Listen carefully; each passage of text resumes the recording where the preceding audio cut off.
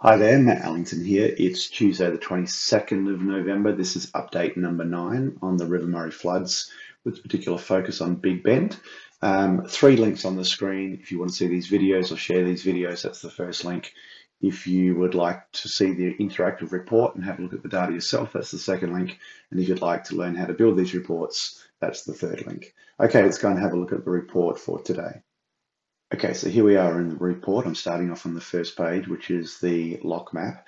And you can see here that the storage in Lake Victoria has actually increased over the last week. So it's been about a week since I gave an update. So if we go back to the last update, we had about 91 gigalitres of available capacity at Lake Victoria. And even though these outflows seem a little bit off, in fact, it looks like they've stopped the inflows and there is some outflow, which is why we're getting increased available capacity here. Dale made a comment in the comments under YouTube saying that maybe one of the advantages of using Lake Victoria now is to delay the onset of the floods. I guess that's true to a certain extent. There'll be some people that could benefit from that. My assumption, however, is that the peak of the floods is going to be the biggest issue, and there will be a lot more people who are sitting perhaps above a moderate flood line that will then expand into a much larger group of people once it gets above that moderate flood line. So my assumption is the best thing that they can do is to dump water at this stage and take the peak off when it comes down. And it certainly seems that that's what they're up to. There was another question in the comments in YouTube from Doug asking, where does the Murray actually start? That's a really good question. As you can see on this map here, this area here is actually the Murray-Darling Basin. So basically any water that has the potential of ending up down the Murray can come from anywhere within this space. But I believe technically the Murray starts up pretty close. It's in Victoria, New South Wales, somewhere up in the mountains there. It's obviously a fairly small trickle to start with, and then it picks up water from other floodplains as it comes down. And I've got a couple of different charts here that show the lower Murray Basin and the mid Murray Basin as well. All right, so with that, let's jump over to the lower system view and take a look at that. So keep in mind, it's been about a week since I did an update. So let's start up at Wackle Junction, which is where most of the water is coming from at the moment. And you can see that that's definitely peaked now. I've actually changed these little charts here now so that we can have 100 days of history. But you can see that this level has been fairly constant for some time now. So peaking out at around 165 gigalitres per day. If we have a look at the Murrumbidgee, this continues to climb, and this is consistent with the water that's upstream. We'll go and have a look at the Murrumbidgee specifically shortly, but you can see that there's quite a big increase here, which wasn't factored in when I talked about this about a week ago. In fact, if you go back, you can see we were around 30 gigalitres a day, and now we're well into 47 and continuing to rise. And of course, that has the impact of adding these two numbers together to make this number much higher. Now, given that Wackle Junction has leveled out, it's actually not coming off. And so if that level's holding at 164, 165, and this one's continuing to rise, then that has the effect of increasing this number here. And then the big question is whether this combined water will flow down into here. Well, one way to check that is to go and have a look at this number overlaid against Lock 15, and you can do that on my flow map here. So if I come over here and click on flows, and I'll come down and select those two locations. So we'll take Lock 15 and the combined Wackle and Murrumbidgee number. I need to change this to 2022. And you can see here that there's a pretty close match there. So the water that's coming down from Wackle Junction is pretty closely mirroring what's coming into Lock 15. Now, in my experience looking at these data over the last month or so, when the water starts to accelerate, you see the upstream water creating a bit of a gap with the lower stream water, but I actually think it's going to catch up. So I think this is actually an acceleration effect rather than some sort of siphoning effect where the water is going somewhere else. Particularly with the saturation of the ground and how full all the backwaters are, there will definitely be some backwater consumption or sort of buffering of the water. And we'll have a look at that when we get down to the Murrumbidgee in a moment. But to me, this is showing all the signs that most of that water upstream is going to come down to Lock 15. And then with the exception of that Lake Victoria buffer, my expectation is most of that's going to come all the way down. So let's jump back over to the lower system view here. So my assumption, most of this is going to come down, and given that the Murrumbidgee is increasing, that number could indeed increase, which means this one could increase as well.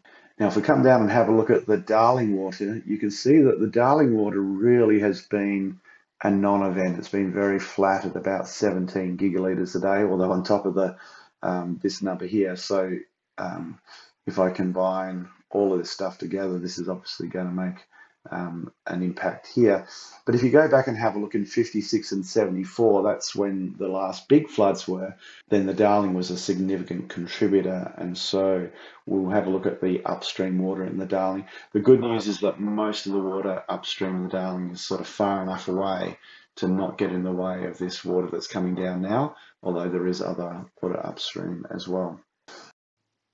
Okay, so having a look at the Upper Murray Basin map, you can see the four major rivers which feed into the Lower Murray here. I guess the big news is this number keeps growing. We're up to 193 gigalitres per day at Burke. So let's go and have a look at these individually right now.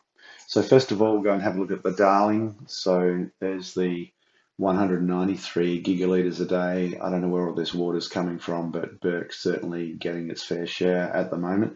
You'll notice that Burke peaking at 193, and then Louth is a relatively new data point. I have gone back and pulled some data from previous flood years, which we might just jump over and have a look at in a second, and then the water at Tilpa. So this water is coming down and it's continuing to grow pretty quickly here. So if we go and have a look at the flow map, I did go and pull some of this data. So let's go and see what we've got. So if I go back to 56 and perhaps go up to Burke. So there was no water for Burke in 56, Wilcannia, but I do have some data for Louth. That's interesting. And then if I go to 74, which was the other big year, so you can see Wilcannia. So it's quite interesting that Wilcannia flow was relatively low, but my assumption is that Wilcannia's got a stack of lakes. We'll go and have a look at that in a moment. So you can see back in 1974 that Louth peaked at 324 gigalitres per day, and Burke peaked at 433 gigalitres per day. And so that would explain why in 74 we had such high floods. Certainly at Big Bend, where our shack is, it went about 50% underwater. So let's go back and have a look at the Darling again. So you can see where that water has flowed down. The Tilpa station is the one that we don't have extra data for, and back in 74 it seems that Wilcannia absorbed a lot of that water. Either that or there's some other tributaries that are taking the water and bypassing the Wilcannia data point, and that's also possible. Okay, let's jump over to the Lachlan River. So that's well and truly peaked a few times. There's been a fair few releases coming out of the dam, which is upstream. You can see that that Forbes and Cowra, hopefully they've had their last floods now. They've done it pretty tough, and the water certainly hasn't reached Condobolin as yet. And when it comes down to these two lower points here at Hillston and again at Bullagal, you can see that the flow rates are much lower.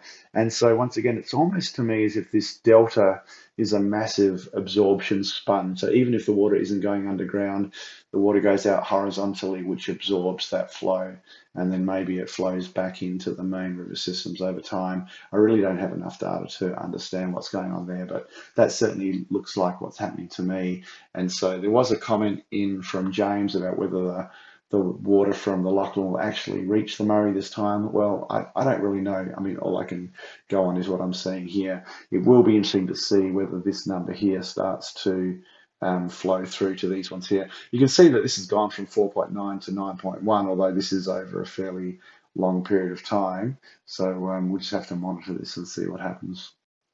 Okay, so let's jump over to the Murrumbidgee and have a look what's going on over there. So you can see that Miranda is well and truly peaked now at 120. That's quite some time ago. So hopefully no more water coming down from there. You can see the peak's already made it through to Darlington Point as well, and also to Carrathul. And then I've added this new data point, which is the Hay Weir, and that has also peaked.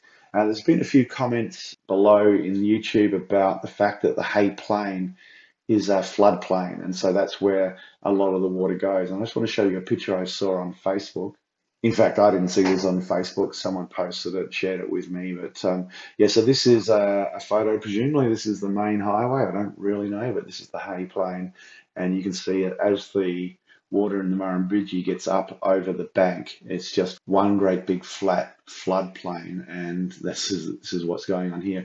And once again, this is going to have a baffling effect. So the peaks of the water upstream are going to go out horizontally, and then as the water goes through, the water will come back in. Obviously, some of it will seep into the ground, but then some of it will come back into the river. So how these peaks end up flowing downstream remain to be seen. You can see that at the end of the day, if a peak of 56 gigalitres a day is hit Hay, then presumably you can't have these peaks of 90s and 120. So that's good news for the overall additive effect of these waters as they get further down the stream.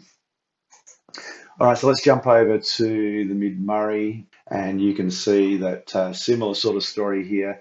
So the water's peaked at Doctor's Point. It's peaked at Yarrawonga Weir, higher than Doctor's Point. So my assumption is that there's some other tributaries and floodplains out here which are feeding into Yarrawonga that didn't make it into Doctor's Point. Tocumwal still seems to be increasing, so we haven't reached the peak there as yet. And then if we have a look at Deniliquin and Barham, I've actually added these two together here now because it appears, as you can see, that the river splits in two directions, and the additive values of those two data points seem to make more sense than the individual ones. There's obviously a problem with my little change here, Matt, but I'll have to fix that. Okay, so Wackle Junction does seem to have peaked, but don't forget we've got this extra water coming down. And then if we combine the Wackle and the Murrumbidgee together, this is that number that I showed you earlier on, which is flowing into the lower Murray Basin.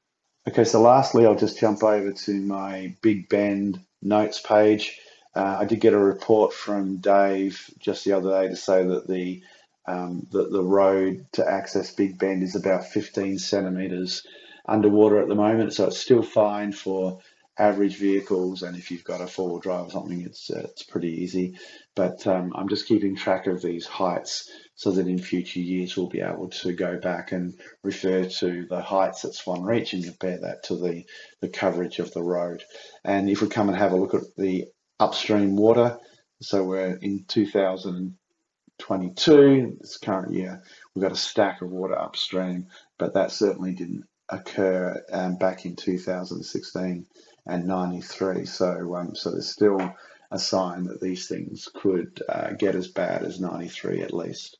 Okay, so that's it for the update for today. I'll keep monitoring the situation. I'll give another update when there's something significant to share.